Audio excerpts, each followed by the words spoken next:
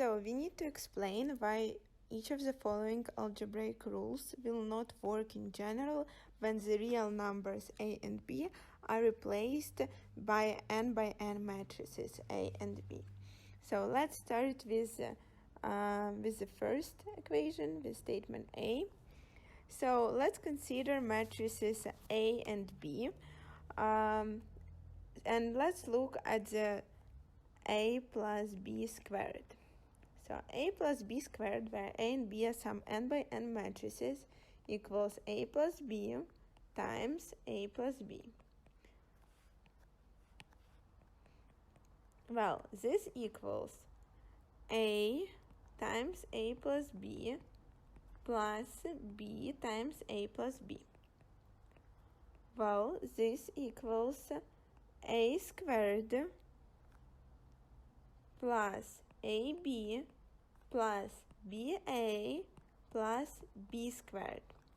And now what's important to remember is that n by n matrices are not always commutative.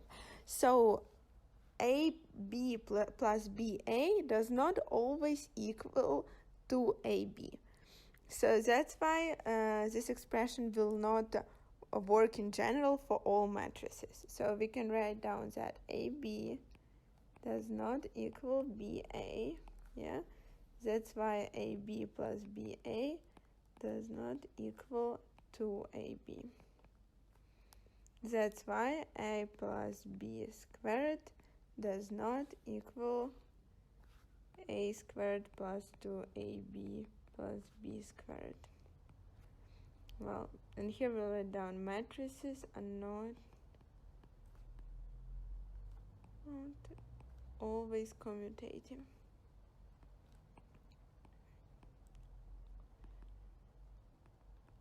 Well, now let's look at part b.